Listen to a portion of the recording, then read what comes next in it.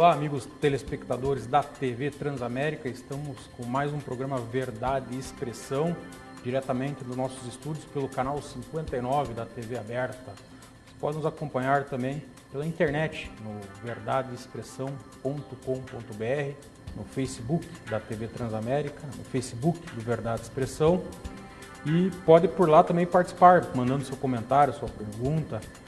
E também pelo nosso WhatsApp, o 41 99 613 3677, vai aparecer na tela. Pelo YouTube também, estamos pelo canal da TV Transamérica no YouTube, também você pode nos acompanhar por lá. Hoje, dando sequência aí às nossas entrevistas em relação a temas relevantes aí da sociedade, temos aqui a presença do desembargador do Tribunal de Justiça do Paraná, Roberto Portugal Bacelar. Olá, desembargador. Olá. É uma honra recebê-lo aqui. Seja bem-vindo. A satisfação é minha, Rafael. Prazer estar aqui com vocês. Roberto Portugal Bacelar, antes de começar a nossa entrevista, falar brevemente do currículo dele. Ele é bacharel em Direito pela Pontifícia Universidade Católica do Paraná. Iniciou na magistratura em 1989, atuou como juiz em diversas comarcas, dentre elas Rio Branco do Sul, Almirante Tamandaré, Bocaiúva do Sul, Cerro Azul, Catanduvas, Imbituva, Umuarama, Londrina e Curitiba. Foi auxiliar por 3 vezes na vice-presidência do Tribunal de Justiça do Paraná, coordenador do Sistema dos Juizados Especiais, foi elevado ao cargo de desembargador em 26 de agosto de 2013 pelo critério de antiguidade, mestre em Direito pela PUC, Pontifícia Universidade Católica do Paraná, especialista em Direito Processual Civil e Direito Civil pela Universidade Paranense, Unipar, MBA em Gestão Empresarial pela Universidade Federal do Paraná, professor da Pontifícia Universidade Católica do Paraná, PUC São Paulo, Fundação Getúlio Vargas, Escola da Magistratura do Paraná e no Instituto de Direito Romeu Felipe Bacelar. E tem várias obras publicadas. É presidente da Comissão Estadual de Justiça Restaurativa junto ao Tribunal de Justiça do Estado do Paraná, onde integra atualmente a 6ª Câmara Civil. Desembargador Roberto Bacelar, eu inicio a entrevista primeiro para que você, como magistrado, é uma pergunta que a gente sempre faz para os magistrados, como que você analisa hoje a situação do nosso judiciário? Ele que atualmente tem sido protagonista. Hoje eu costumo dizer que é mais fácil você saber a escalação lá do Supremo Tribunal Federal, os ministros, do que você saber a escalação da seleção brasileira. Como que você vê essa situação? Logicamente, por conta desse protagonismo, vem sofrendo várias críticas. Como que você acha que o judiciário tem que agir daqui para frente e para que a sociedade entenda o seu papel e absorva aí as ideias que ele vem colocando? Aconteceu no Brasil um fenômeno interessante. A partir da Constituição da República de 88, mas antes dela ainda, um fenômeno da judicialização das relações sociais, judicialização da política. O juiz passou a ser procurado para várias coisas e a cultura do brasileiro é de levar tudo ao Poder Judiciário.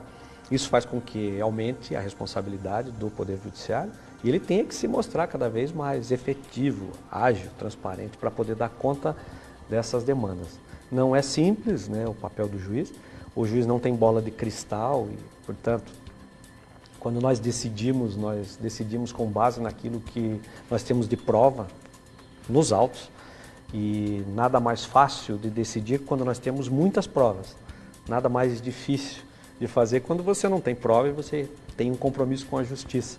Então, é um compromisso diário de procurar, na medida do possível, encontrar a melhor solução, sempre com o propósito de satisfazer o interesse da população, que é prestar um melhor serviço para o jurisdicionado.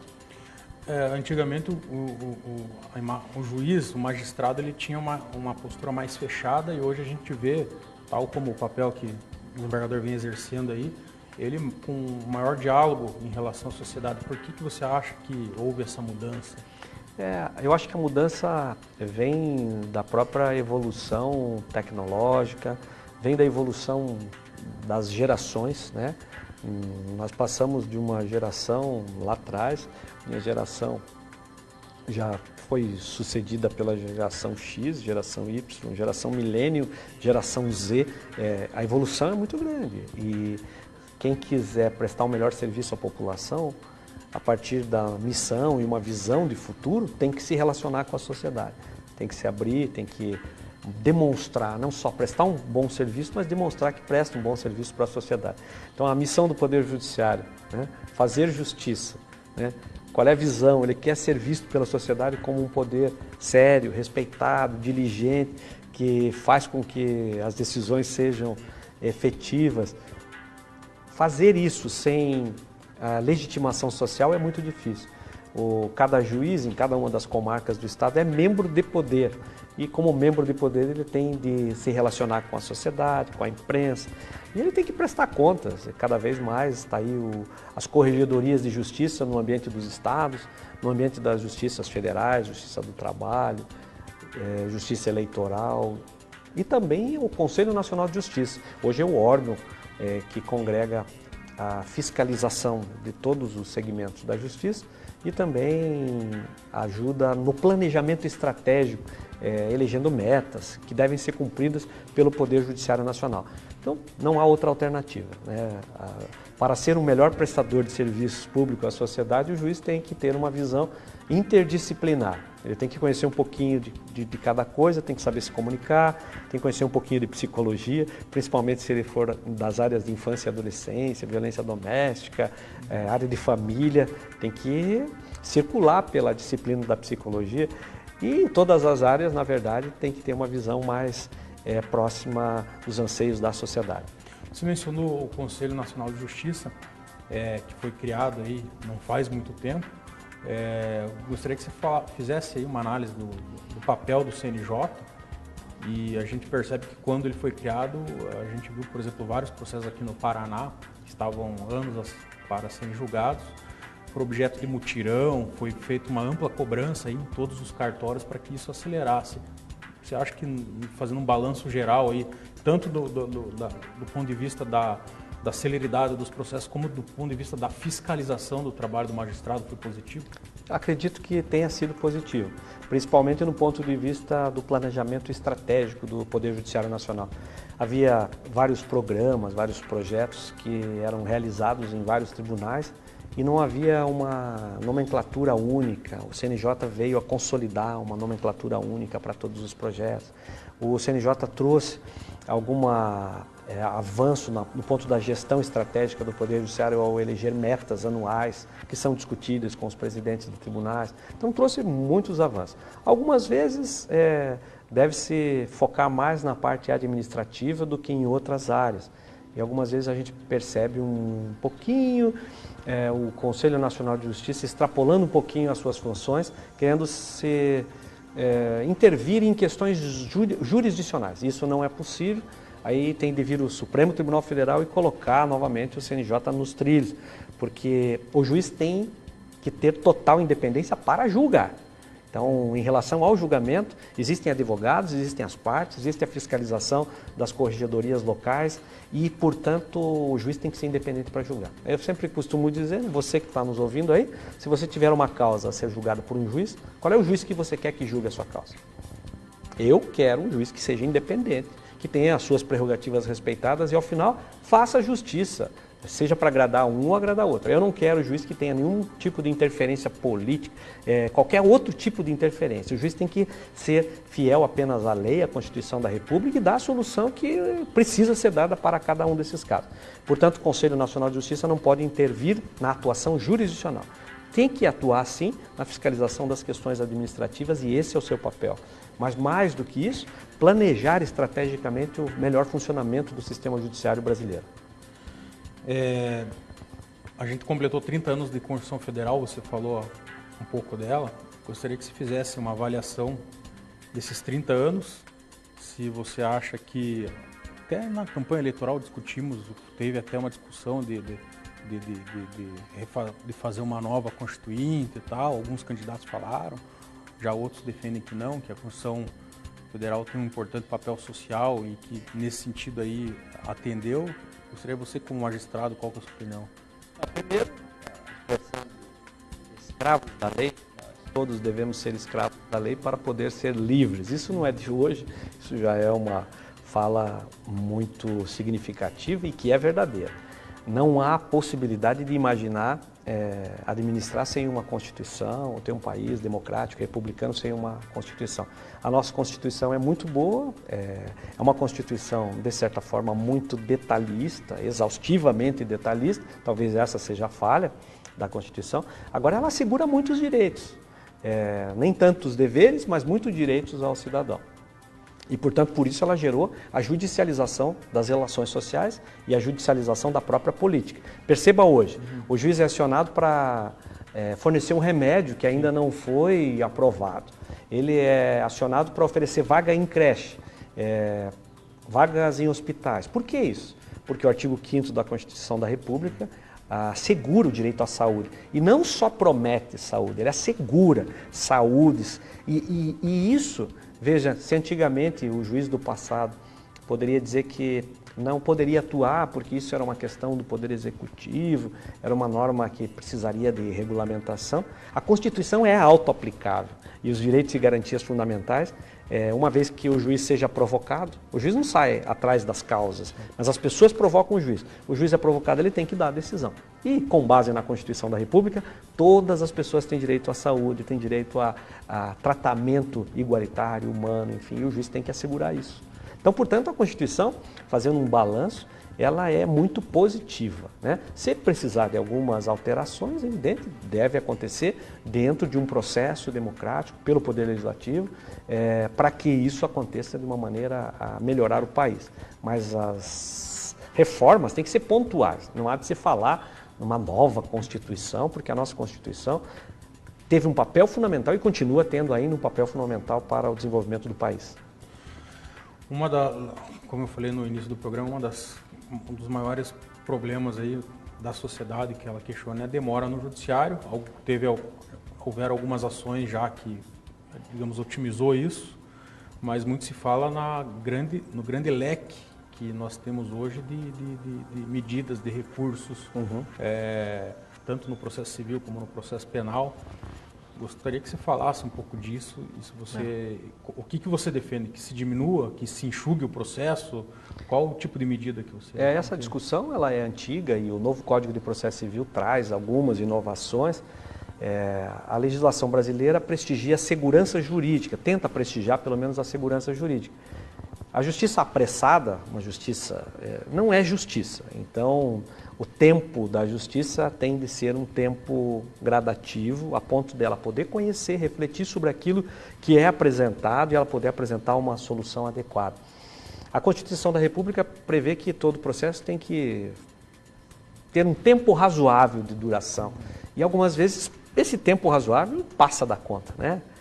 Demora muito, alguns casos demoram anos, né, para serem resolvidos. Entretanto, nós temos de pensar que se nós queremos segurança jurídica, tem que ter duplo grau de jurisdição, tem que ter recurso. Se você não concorda com a decisão do juiz, você tem que poder recorrer a um tribunal. E esse tribunal, se ele errou, tem que poder revisar essa decisão. Então, o duplo e até o maior número de reexame de causa não é ruim dentro de uma ideia de segurança jurídica. O que não pode é permitir situações protelatórias. Recursos abusivos e tal. Algumas vezes, 3 ou 4 vezes, se procura esclarecer uma sentença. Depois, 3 ou 4 vezes, se procura buscar esclarecimento sobre um acordo, por meio dos embargos declaratórios, protelatórios. Então, há de haver uma punição para esse tipo de situação.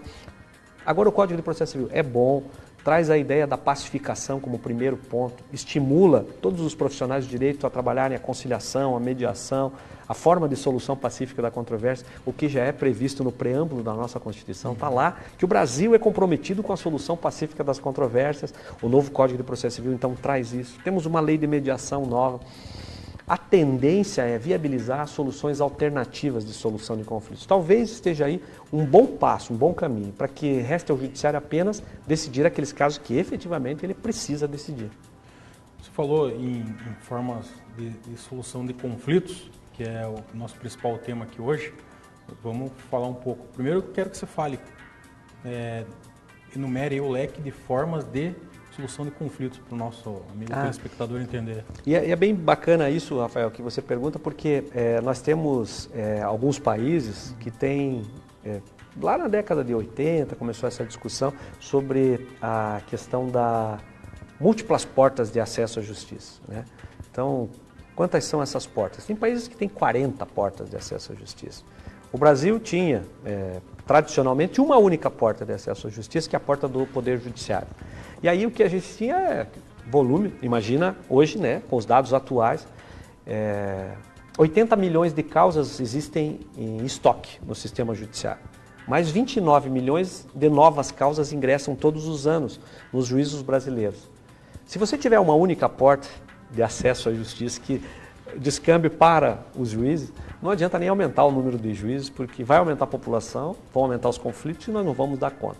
Aí surge a ideia, então, de múltiplas portas de acesso à justiça. No Brasil, pelo menos 5, nós podemos imaginar, ou 6 portas de acesso à justiça. A primeira delas, a porta do juiz mesmo. A solução adversarial, ou seja, o embate que leva o juiz a dar uma decisão. Depois dela, nós temos a arbitragem. Tem uma lei de arbitragem que é muito boa, mas ainda falta na cultura brasileira a percepção de que algumas causas é melhor levar para a solução extrajudicial, por meio da arbitragem. Lá fora do sistema judiciário, a Lei 9.307 estabelece a arbitragem em geral, o ideal seria que muitas causas fossem canalizadas para a arbitragem. Então temos a porta do Poder Judiciário e a porta da arbitragem. Depois nós temos a conciliação, nossa velha conhecida no Brasil. A conciliação é uma boa forma de fazer com que as pessoas possam elas próprias encontrar uma solução. Depois tem a mediação, que nasce no Brasil agora com uma nova lei, lei de mediação, uma lei que traz então a possibilidade de resolver questões mais complexas, de vários vínculos, com uma solução mais emocional. Depois nós temos, além da conciliação, da mediação, a negociação. Negociação direta, o estímulo para que as pessoas mesmo, elas conversem sobre o caso e elas encontrem uma solução. Só aí nós já temos 5 portas. Eu posso pensar ainda na Justiça Restaurativa. É a comissão que eu presido no Tribunal de Justiça do Paraná, é a Comissão de Justiça Restaurativa. Independente da origem da infração, seja penal, seja na área da infância e adolescência, na área de família, as práticas restaurativas procuram envolver a sociedade, envolver a vítima, envolver o autor do fato e tentar uma conversa com eles, independente da solução tipicamente retributiva que possa dar pelo Estado juiz. Então, de regra geral, nós temos então pelo menos 5, mas eu já pus aqui a Justiça Restaurativa também, 6 portas que o cidadão pode procurar. Dentro do Estado, por meio dos CEJUSCs, os Centros Judiciários de Solução de Conflitos, ou fora do Estado, que eu digo, do Estado juiz, do Poder Judiciário. Pode ser procurado, por exemplo, se você pensar hoje, tem as agências reguladoras, sim, elas têm que resolver os conflitos, muitos conflitos de forma administrativa. PROCON, são muitas outras formas, né? Os condomínios, grandes condomínios podem ter lá um setor, o próprio síndico ajudar na resolução de conflitos, comunidades, câmaras privadas de conciliação, mediação, arbitragem, enfim, há então uma mobilidade maior para que o cidadão possa procurar a solução adequada para o seu conflito. Então, o judiciário algumas vezes pode ser o mais adequado, mas nem sempre ele vai ser o mais adequado para resolver algum tipo de conflito. Você falou várias maneiras. E como conscientizar o cidadão de tentar evitar o judiciário e resolver a solução dele sem a intervenção do judiciário? A questão é cultural, né? Então eu costumo lembrar, Rafael, eu era juiz em Catanduvas, lá perto de Cascavel, lá onde tem o Presídio Federal. E lá como juiz em Catanduvas, uma vez eu estava no fórum e uma voz de mulher assim, quero falar com o juiz, eu escutava, daí desci correndo, encontrei uma senhora com uma criança, assim, puxando uma criança, a gente fala pelo cangote, né? Puxando pelo cangote a criança, e ela puxava para cá e puxava para lá, e eu, pois não, senhora, quero falar com o juiz. Falei, eu sou juiz, a senhora pode falar. Pois olha, eu não dou conta desse moleque, tá, trouxe para o senhor. Esse fato ficou gravado para mim, porque você pensa, uma criança de 6 anos, a mãe não dá conta, porque ele é muito levado, e ela traz para o juiz. A cultura brasileira é de levar todos os casos para o Poder Judiciário.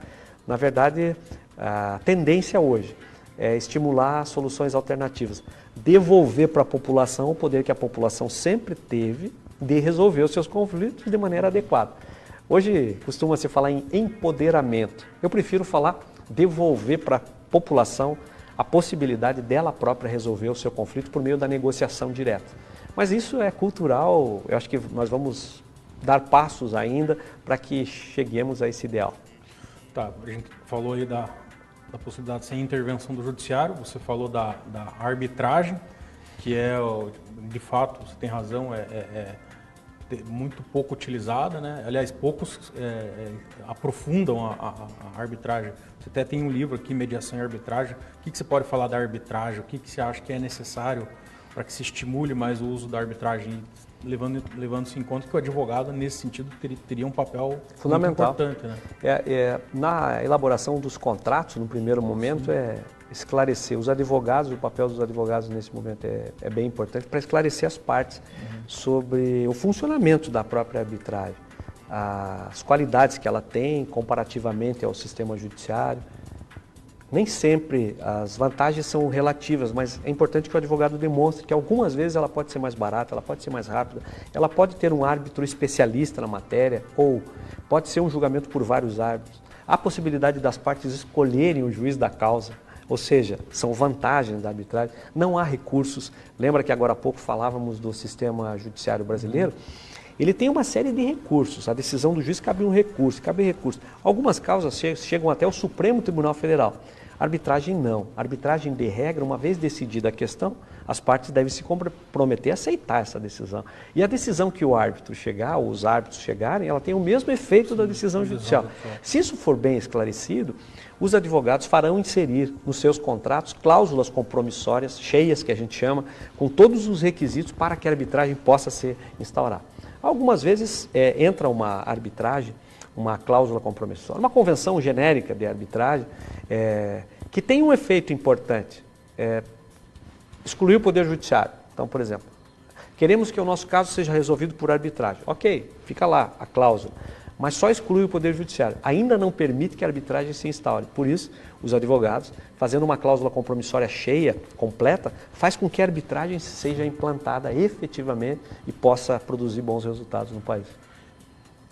A gente fala arbitragem, parece algo meio confuso aí para o cidadão em comum. Tá, você elegeu a arbitragem, mas quem que é a arbitragem? Quem que julga? Onde que nós vamos? É a pergunta comum que tem. Você pode escolher o árbitro, né? Então, normalmente em contratos maiores, contratos de especialidade, costuma-se dizer um contrato em que precise de um especialista para resolver uma questão, é melhor que tenha um árbitro especialista que será o juiz da causa. As partes ainda podem indicar mais 2 árbitros, por exemplo. A arbitragem pode ser ad hoc, você escolhe o seu árbitro, ou institucional. Eu posso escolher uma instituição que possa regular, que tenha o seu corpo de árbitro e possa daí escolher o procedimento. Mas o mais importante é que você pode escolher o juiz. A segurança disso é que você escolhe quem será o árbitro. E você pode escolher um perito em determinado assunto para ser o árbitro da sua causa. Certamente essa causa vai ter um julgamento mais técnico do ponto de vista do mérito da demanda. Os juízes, em geral, não são especialistas em todos os casos, embora tenham de ter uma visão transdisciplinar, ou seja, tem que transitar aí pelas disciplinas sem fronteiras ou divisas, mas eles têm que dar uma decisão técnico-jurídica.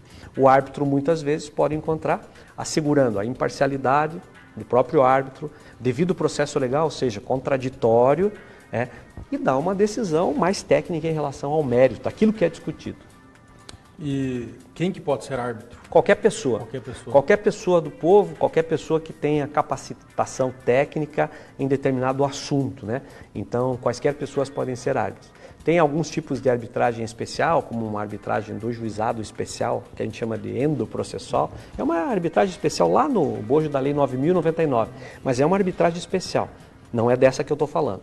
Para a arbitragem em geral, qualquer pessoa que tenha confiança das partes pode ser árbitro. E normalmente as arbitragens são colegiadas, né? Elege-se um árbitro e depois as partes indicam mais um árbitro cada uma. E normalmente as decisões são tomadas por 3 árbitros ou mais. Agora, indo para o judiciário, uma vez, a gente tem aquele momento também da pré-conciliação, que o cidadão vai buscar lá o judiciário, daí tem aquele momento da pré-conciliação, que daí não é com o magistrado diretamente, que a parte tem contato, tem contato ali com algum servidor. Como que você vê esse momento? Você acha que nesse momento consegue já filtrar muita coisa, resolver muita coisa ali? O novo Código de Processo Civil ele tem uma característica especial que ele procura estimular as medidas consensuais, né? Métodos consensuais, diferente dos métodos adversariais, que são esses da arbitragem, do Poder Judiciário, que colhe provas e julga o caso. Os métodos consensuais. Nesse caso, inclusive, perante os centros judiciários de solução de conflitos, que nós temos no Brasil já mais de 900 desses centros, tem uma fase pré-processual, ou seja, as pessoas podem tentar conversar e achar uma solução antes de ingressarem com o processo no judiciário. Ainda que procure a unidade, ou Sejusc, essa solução pode ser encontrada antes. E o novo Código de Processo Civil também prevê a possibilidade de que o juiz designe audiência de conciliação ou mediação. O interessante aqui é que o juiz deve ter capacidade, deve estar preparado para poder decidir se a audiência vai ser de conciliação ou de mediação. A mediação é mais adequada para questões que já têm um vínculo anterior entre as partes, sejam relações multiplexas, ou seja, de vários vínculos, mais complexas e tal. E a conciliação, questões de um único vínculo, onde as partes não tenham vínculos anteriores, que possa uma solução mais simples, possa ter uma solução mais simples. O conciliador pode intervir mais no mérito da disputa e o mediador deve ficar mais como um bom perguntador, né? E ele fazendo as perguntas, as partes respondendo as perguntas que ele faz, encontrar a solução. São técnicas fantásticas, nenhuma delas é melhor do que a outra, mas a boa escolha dessas técnicas vai permitir que as pessoas tenham a melhor solução. Então, aí você já fez uma diferenciação entre a conciliação e a mediação. Gostaria que você falasse quem é o mediador, quem é o conciliador, não necessariamente é o magistrado, né? Uhum. A grande maioria dos casos a gente sabe que é uma pessoa que é preparada para aquilo. Gostaria que você falasse disso e da formação dessas pessoas. Essa sempre foi uma preocupação muito grande, desde a discussão do projeto do Código de Processo Civil, a lei de mediação, era a capacitação e a formação dos mediadores. O mediador extrajudicial pode ser qualquer pessoa do povo, desde que seja capacitada, desde que ela tenha uma preparação. Então nós temos várias modalidades de mediação, até mesmo mediação comunitária, pode ter na comunidade pessoas da comunidade como mediadores para resolver alguns conflitos. Câmaras de mediação podem ter mediadores, pessoas em geral, quaisquer pessoas podem ser mediadores, desde que tenham uma capacitação específica. Tem um treinamento, uma formação como mediadores. Já para atuar na mediação judicial, aí a lei exige alguns requisitos a mais. Como, por exemplo, ser formado há pelo menos 2 anos em qualquer curso superior reconhecido pelo Ministério da Educação. Então, primeiro requisito. Depois, ser uma pessoa capaz e que seja da confiança das pessoas. Também não precisa ser vinculada a nenhum centro. Ela pode ser uma pessoa sem qualquer vínculo, mas desde que ela tenha formação, ela pode ser capacitada, credenciada para que possa, então, ajudar as pessoas a resolver os seus conflitos. Especificamente no caso do mediador, você falou que são situações mais amplas, situações até pretéritas, dependendo do caso. Eu gostaria que você falasse alguns métodos que são utilizados, até porque você trabalhou, tem um projeto que você desenvolveu, inclusive até em relação a ambientes que a gente entra, tem bala, tem café, um ambiente mais colorido e tal. Onde isso influenciaria aí a favorecer uma mediação? Essa pergunta que você faz é fundamental, porque nós, no ambiente do sistema judiciário, nós estávamos acostumados com aquela sala tradicional, o juiz senta numa cadeira, está lá. Quando você pensa em mediação, você começa a ter uma visão mais sistêmica, que tudo pode colaborar para a melhor solução, desde que você consiga deixar as pessoas tranquilas dentro do ambiente. Então, nós costumamos utilizar na mediação mesas redondas, né? Eu costumava pôr uma balinha em cima da mesa, uma flor em cima da mesa para descontrair o ambiente. Eles chamam essas condições todas como condições que propiciam um espaço favorável a um resultado mais efetivo. Um espaço dialógico de respeito que você cria ali, menos formal. E, ao mesmo tempo, aí começam as técnicas, né? A forma de você utilizar. Então, começa com uma boa apresentação. Então, como é que a gente faz nas relações sociais? Eu estou conhecendo você. Eu vou lá, Rafael, tudo bem? O meu nome é Roberto e tal. Nós nos apresentamos. Essa qualidade social, muitas vezes, ela não é muito observada no sistema judiciário. Para a mediação, dentro de uma visão sistêmica, é fundamental que você comece pelo começo. Você entra numa sala de mediação e você vai dizer: o meu nome é Roberto Bacelar, eu sou conciliador, sou mediador, estou aqui para ajudá-los a resolver esse caso. Gostaria de saber, Rafael, como você prefere ser chamado? Vamos imaginar que você prefira ser chamado de Rafa. Então você vai me dizer: por favor, me chame de Rafa. Ok, Rafa. Tá. A outra parte, Maria Gabriela. Como você prefere ser chamado? Por favor, me chame de Gabriela, porque eu odeio ser chamada de Maria. Ótimo. Se eu não souber isso e eu não tiver feito a pergunta, isso vai gerar um impasse na frente. Carregando o ambiente. Vai carregando o ambiente. Então veja, eu começo a fazer com que a coisa fique leve, conversando com as pessoas, chamando as pessoas pelo nome, pelas quais elas preferem ser chamadas. Depois, em determinado momento, eu começo a ouvi-las de uma maneira muito mais leve. Explico o que vai acontecer para que elas fiquem tranquilas naquele ambiente e em seguida eu começo a ouvir. Daí a gente desenvolve uma escuta, que nós chamamos de escuta ativa, dinâmica. É uma escuta que permite uma maior integração. Então, outra técnica, então a escuta. Depois nós temos o silêncio. Nós formulamos uma pergunta e o silêncio é uma técnica. E aí vai. O importante é saber, conciliação e mediação, processos sistêmicos que têm começo, têm desenvolvimento e pretendem chegar ao final. Usando técnicas, os mediadores conseguem um resultado mais efetivo. Intuitivamente, muitas conciliações foram feitas, mas nem sempre com resultados efetivos. Porque o clássico, né, vamos dizer o clássico, claro que mudou muito, é você chegar na sala de audiência, até eu gostaria que você comentasse, o magistrado ou o próprio conciliador tem acordo, daí as partes, não, acabou a audiência, assinamos a ata e vamos para casa. Essa observação até foi bacana que você lembrou, porque entrar na sala de audiência, né, sem nenhuma formação técnica e perguntar, tem acordo? As pessoas estão envolvidas emocionalmente, não tem, não quero nem papo com ele e tal. Daí, algumas vezes ainda, as pessoas dizem assim, bom, embora não tenha acordo, vamos tentar o acordo. Daí eles ainda tentam. Mas aí já começou mal, né? Tem que começar pelo começo mesmo, né? A gente fala, estabelecer uma qualidade no relacionamento, confiança. O conciliador, o mediador, ele é um líder, é um coach. Ele precisa estar lá de uma maneira efetiva, presente. Tem que ter respeitabilidade das pessoas. E ele faz isso estabelecendo esse rapport, como a gente chama, a qualidade no relacionamento. O ambiente favorece, a forma de comunicação favorece, falar de uma maneira a ser compreendido, não pode falar difícil, tem que falar a linguagem de forma a ser compreendida, tratar com respeito às pessoas, estabelecer uma boa declaração de abertura, que a gente fala uma declaração de abertura, é dizer, Rafael, enquanto o Rafael estiver falando, Roberto, vamos imaginar que nós dois fôssemos as partes aqui. Então o mediador vai dizer para a gente, Rafael, enquanto o Roberto estiver falando, você pode ficar em silêncio para ouvir o que o Roberto tem para falar? Daí você concorda. Depois ele vira para mim e diz, Roberto, enquanto o Rafael estiver falando, você pode ficar em silêncio para que eu possa ouvir o que o Rafael...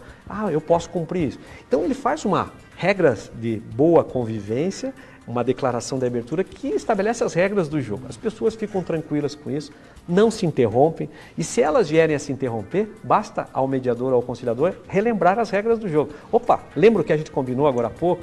Que quando um falasse, o outro ia escutar? Tudo isso é técnica de comunicação, é técnica que veio lá atrás, da década de 80, da Faculdade de Direito de Harvard. Roger Fisher, um professor, começou a desenvolver as técnicas de mediação, na época era negociação, e aí foi desenvolvendo e criou-se hoje uma teoria fantástica da mediação e que permite que a gente tenha todo esse instrumental que facilita a solução do conflito. E aquele momento na mediação, é mais comum na mediação que o juiz ou o conciliador, o mediador, ele pede para falar em separado com as partes. Essa técnica, caucus que a gente chama, sessões privadas. Qual é a importância disso? Isso é muito importante, né? Até eu vou falar para vocês a partir de um caso da realidade, né? Então, um caso da realidade aconteceu, já faz muitos anos, provavelmente as pessoas, eu não vou falar nomes, nada, não vou dizer nem qual é a cidade que isso aconteceu, já passei por muitas cidades, mas eu tinha uma questão de condomínio, e aí tinha o síndico e um casal. E aí eu tinha feito essa declaração de abertura dizendo, enquanto eu estiver falando com o senhor síndico, né, o casal escuta, tá bom? Pode ser assim, enquanto eu estiver falando com o casal, o senhor síndico escuta. E aí sim, eu até nem sabia que ia fazer uma sessão privada, mas aí, cada vez que eu estava falando com o casal, eu percebi o síndico fazendo assim. mas ele parecia que ele queria falar. Aí eu percebi aquilo e falei, olha, como eu havia falado na declaração de abertura, algumas vezes é importante que nós façamos um caucus ou uma sessão privada. Então eu gostaria de ouvir separadamente o síndico, depois eu quero ouvir o casal separadamente. Daí fui ouvir o síndico separadamente. Aí sim, foi muito engraçado, porque o síndico olhou para mim e falou, muito obrigado por o senhor estar me ouvindo. Daí eu estranhei até. Eu precisava falar com o senhor, tal. Daí, pois não, né? Doutor, é muito barulho no condomínio, eles fazem sexo animal. Tá? E ele começou a me contar que a cama batia na parede, que o barulho do que o casal fazia era muito grande. Ele começou a me falar, e eu fiquei perplexo. Eu costumo brincar, além da inveja, né, que fiquei do casal, né?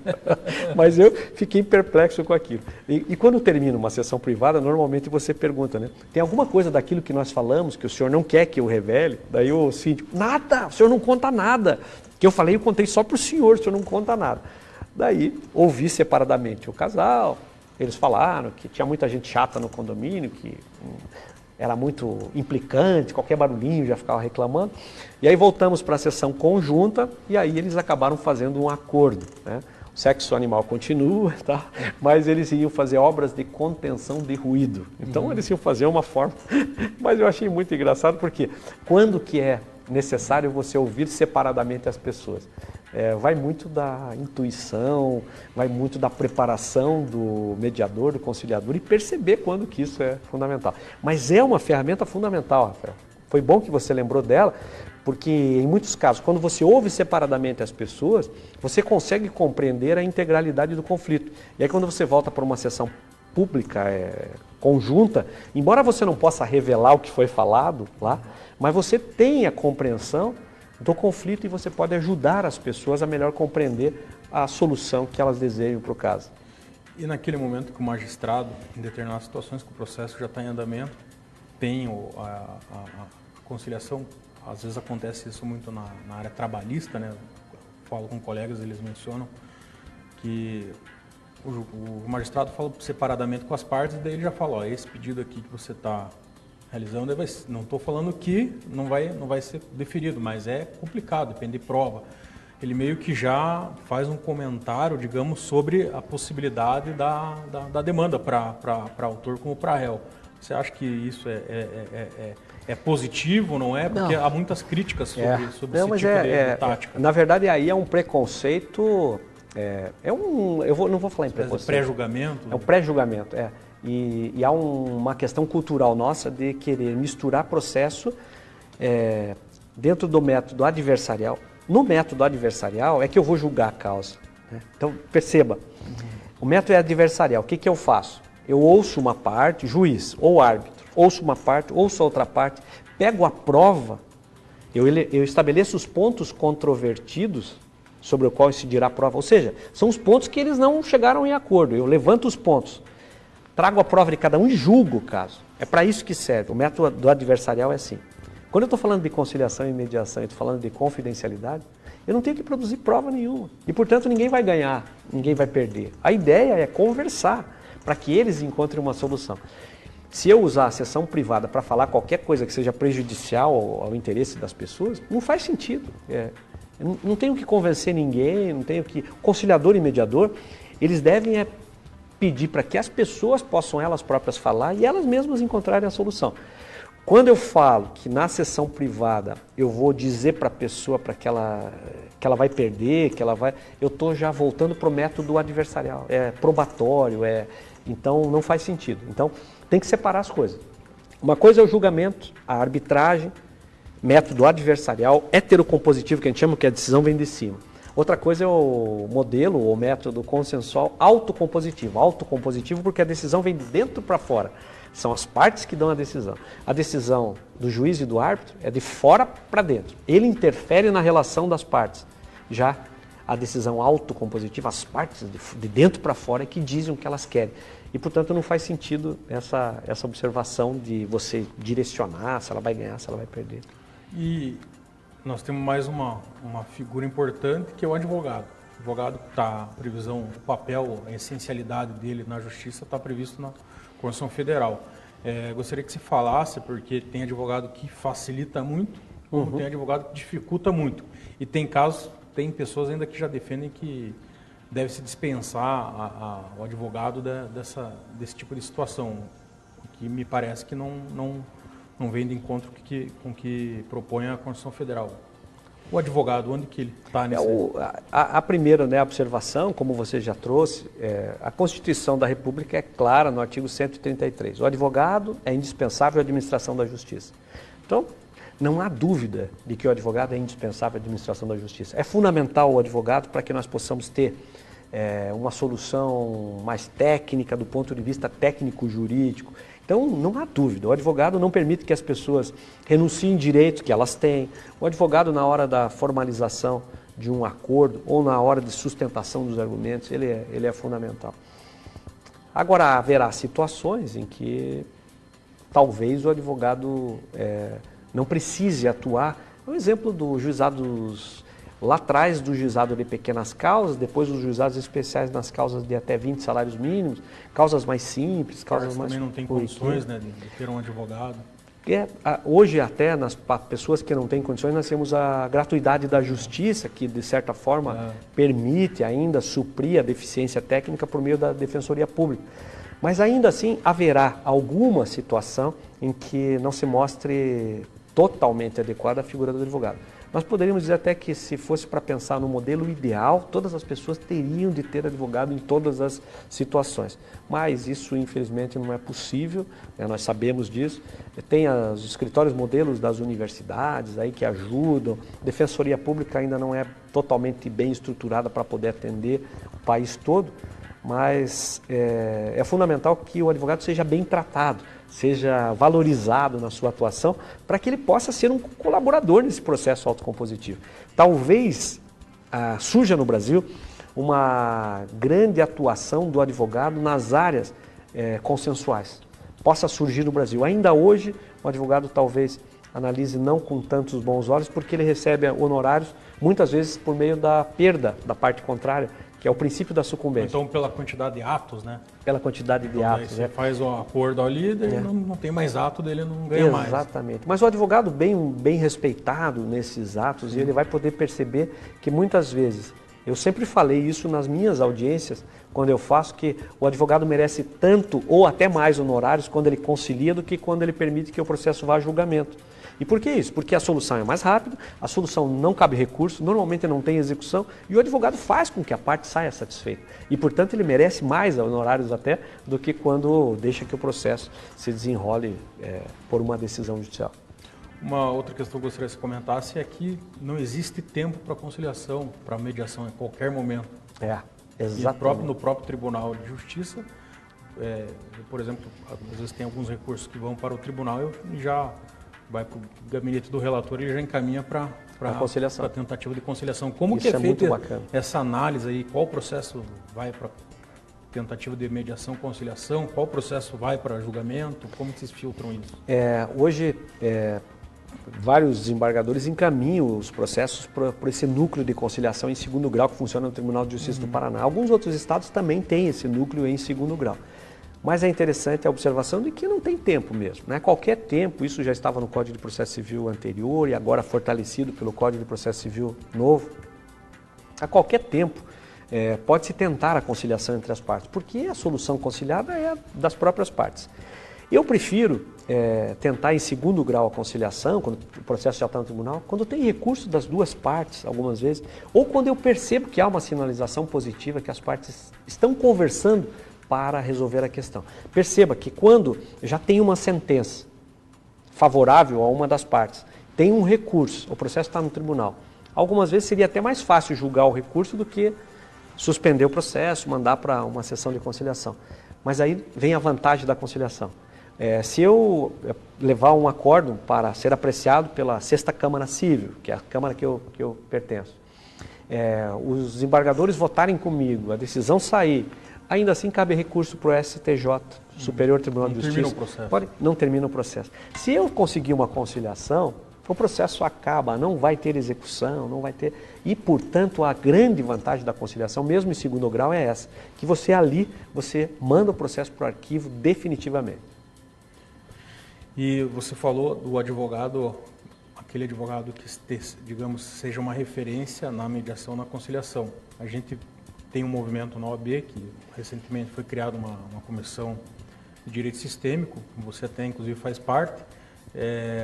Gostaria que você falasse um pouco do direito sistêmico, que é muito pouco debatido ainda, né? Foi criada essa primeira comissão recentemente e pelo que eu converso com alguns colegas, diz que é uma forma aí de você tentar a solução dos conflitos. Eu penso que nós não devemos ficar de lado, à parte, de nada que aconteça de inovador. E a OAB, a Ordem dos Advogados do Brasil, a Seccional do Paraná aqui, notadamente, ela tem se mostrado sempre na vanguarda, tem feito coisas interessantes. Então, a OAB, por exemplo, participa da Comissão de Justiça Restaurativa do Paraná, participa junto com o Ministério Público, criou essa Comissão de Direito Sistêmico. Então, a ideia, quando você tenha uma inovação, é que você possa realmente discutir. E essa Comissão de Direito Sistêmico, ela está deixando livre a discussão. A própria ideia sistêmica, transdisciplinar, transitar pelas disciplinas. Eu gostaria que você conceituasse. Está sendo discutido, então, hoje psicologia, antropologia, até física quântica, para você perceber que o direito, né, então, em síntese, a solução técnico-jurídica, muitas vezes ela pode não fazer justiça. Então, você tem de se socorrer de todas as áreas para poder encontrar um valor maior que é a justiça. Então, a justiça como valor, ela é muito complexa para ser acessada apenas do ponto de vista técnico-jurídico. O que a Comissão de Direito Sistêmico traz? Todo dia traz uma nova obra para ser estudada, um capítulo de um livro, para que isso seja discutido. É uma coisa nova, eu não arriscaria dar nenhuma definição ou conceituar, mas é alguma coisa nova que procura integrar as ciências dentro de uma visão transdisciplinar. Se de regra geral, né, eu tenho costumado falar isso, tem algumas palavras que na visão transdisciplinar ainda não apareceram no dicionário do Brasil. Mas Eduardo de Bono é um pensador inglês, nascido na Zimbábue lá. Ele diz assim, que ao lado do raciocínio puramente dialético, então assim, Rafael ganha, eu perco.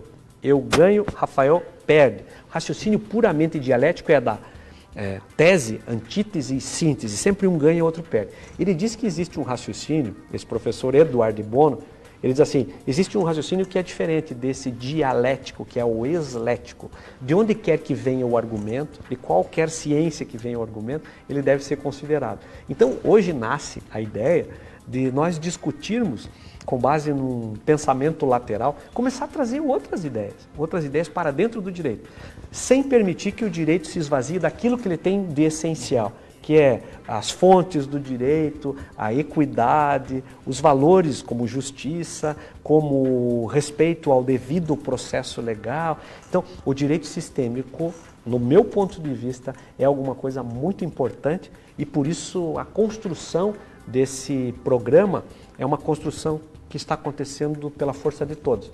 Ninguém chega lá e diz assim, direito sistêmico é isso.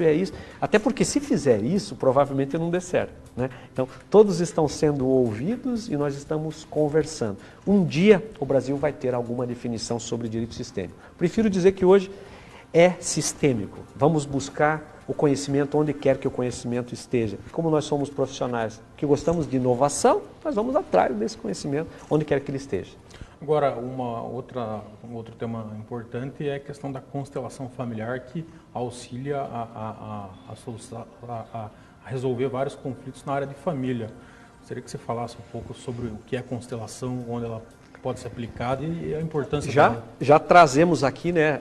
Eu falei agora há pouco que nós teríamos pelo menos 5 portas de acesso à justiça, né? O julgamento, a arbitragem, a negociação, a conciliação, a mediação. Aí eu pus a justiça restaurativa. Talvez um dia nós tenhamos também constelação, né, como mais uma porta de acesso à justiça.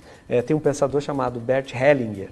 Ele trouxe essa ideia, discutiu como se fosse num primeiro momento, é mais um trabalho terapêutico, um trabalho terapêutico em comunidades terapêuticas, e ele traz a representação de papéis de uma maneira bem significativa. Algumas vezes é importante que as pessoas visualizem a sua relação por meio de constelações, né? Representando o papel de cada uma. Tem um juiz que é meu amigo, chamado Sam Stork, lá da Bahia, e que tem feito isso no ambiente do Poder Judiciário, com base nesses princípios do Bert Helling. E pelo que eu falo com ele, os resultados são fantásticos, são muito interessantes, né? Eu pretendo ainda conhecer mais, já fiz algumas investidas nessa área, tenho estudado, comprei vários livros, mas penso que é alguma coisa que também não podemos nos fechar a ela, né? Um dia talvez seja mais uma porta de efetivo e adequado acesso a essas relações, principalmente essas relações familiares, onde as pessoas são representadas, elas podem ver, diz um pensador, você sobe a galeria, você consegue enxergar a tua vida de uma maneira mais clara quando as pessoas desempenham os papéis dos personagens ali envolvidos, né? Tem alguns preconceitos em relação à constelação familiar, alguns dizem que parece uma coisa espiritual, que tem a ver com religião. Não me parece isso. Me parece um trabalho fenomenológico. O que acontece é para acontecer. E se isso ajuda as pessoas a solucionar o conflito, eu não me fecho a novas inovações. Mas aqui no Paraná ainda está mais no campo do estudo, no caso, então. Na Comissão de Justiça Restaurativa, alguns juízes me ligaram e perguntaram, Bacelar, nós podemos trabalhar com constelação familiar? Eu digo, olha, quem sou eu para dizer que você não pode trabalhar com alguma coisa?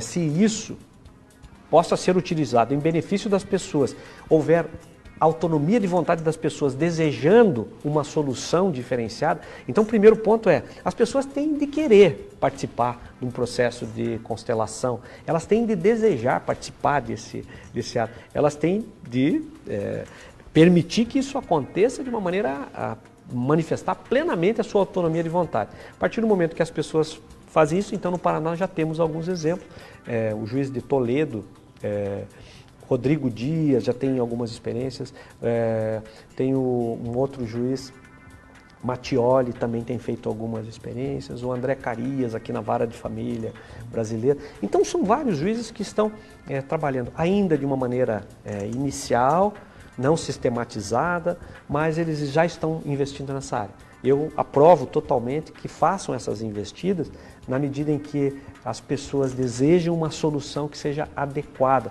E se eu, como juiz, eu não consigo, com uma sentença, dar essa solução adequada, tenho que abrir a variada gama de possibilidades para achar a solução mais adequada para o caso das partes. Importante comentar também que essa forma de solução do conflito é uma forma que as partes estão decidindo, né? Exatamente. Você não delega, porque você e o judiciário está delegando uma decisão a uma terceira pessoa. Exatamente. Esse é um fato. E a partir do momento que você delega uma situação para uma terceira pessoa, você não tem como prever o que vai acontecer. Até isso foi importante que você falou, porque eu participo de algumas comissões do Conselho Nacional de Justiça. Então, o CNJ. O CNJ me convidou, participei de um grupo de trabalho que fez a Resolução 225, que é a resolução da justiça restaurativa no Brasil. Tá? Quando a gente foi fazer essa resolução, o grupo começa a discutir exatamente essa possibilidade. Primeiro princípio, a autonomia de vontade das pessoas. E a autonomia de vontade das pessoas para que elas manifestem exatamente a autonomia de permanecer e ficar no processo ou sair do processo. Então esse é o primeiro aspecto. O Poder Judiciário, como uma via paralela, está lá à disposição. Caso não seja possível encontrar uma solução adequada por meio dessas ferramentas, como a justiça restaurativa, como a mediação e até mesmo a ideia das constelações, a constelação não é para resolver conflito. A constelação é para que as pessoas percebam o que acontece e elas próprias, se elas se convencerem, elas possam ter ou não o seu conflito resolvido, né? Possam ajudar as pessoas, são instrumentos que podem ajudar as pessoas a resolver o conflito. Mas esse ponto é fundamental, autonomia de vontade. Se de um lado, quando o juiz decide, não há autonomia nenhuma, porque o juiz impõe a sua vontade, nessas outras ferramentas consensuais sempre a autonomia de vontade é fundamental. Falar um pouco do magistrado. A gente, até o presidente eleito do tribunal veio aqui e falou sobre a forma de ingresso na magistratura, que é bem rigorosa, e a gente vê aí que vários lugares às vezes não tem juiz para atender a população. Qual que é a sua opinião sobre a formação dos juízes? Você acha muito rigorosa? Por outro lado, tem uma corrente aí que critica, mas o cidadão para ser juiz ele tem que ter experiência, tem que ter bagagem de vida, tem que advogar 5, 10 anos. Como que ele vai decidir uma vida de uma pessoa com um juiz de 25, 26 anos decidir a vida de uma pessoa? Gostaria que você comentasse isso, porque é uma pergunta que muitos fazem e questionam em relação a juiz. Eu acho que é bem interessante porque aqui nós temos de separar duas coisas, né? Então a primeira delas é o concurso público. O concurso público é excludente, é para excluir. Veja lá, é para excluir por quê? Porque eu tenho um número de inscritos em qualquer concurso público hoje no Brasil que é muito grande. Então imagina lá, 7 mil inscritos. Como é que eu vou fazer para selecionar os melhores dentre 7 mil inscritos? Eu tenho que fazer fases do processo. Estou falando de concurso público, veja lá.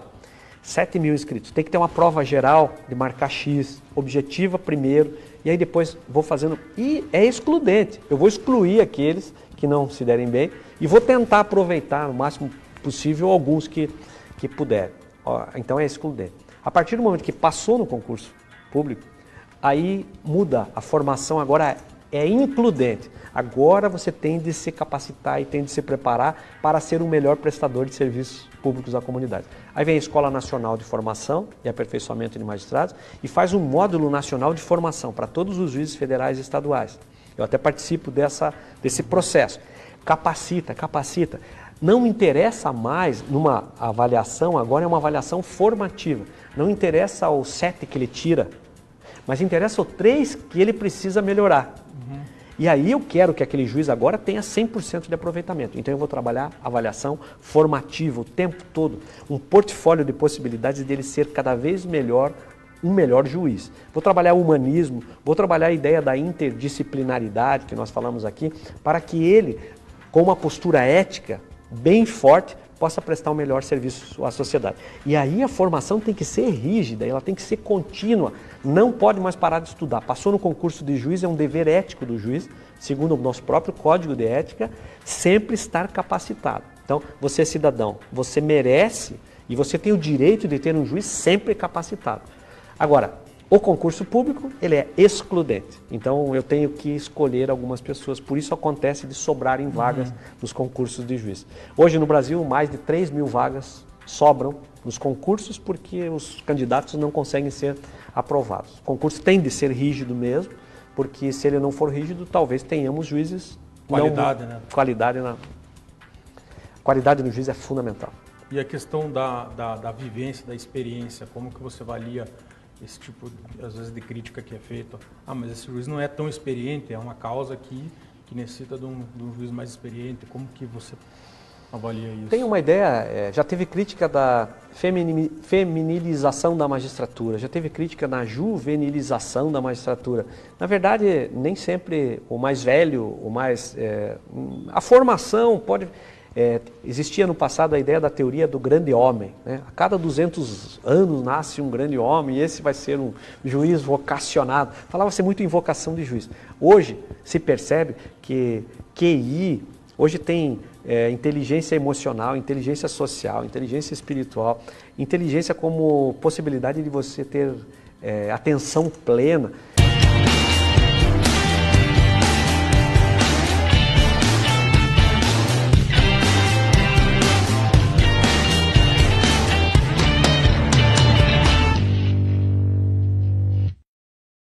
Mais de 50% das crianças do terceiro ano do ensino fundamental não entendem o que leem. E só a educação pode mudar isso. A gente aprende as letras muito bem. Qual é? Parece uma casa. Se você não for à escola, você não vai saber. Para aprender a ler, precisa estudar bastante. Ajude a LBV a tornar real para milhares de crianças a oportunidade de melhorar a leitura.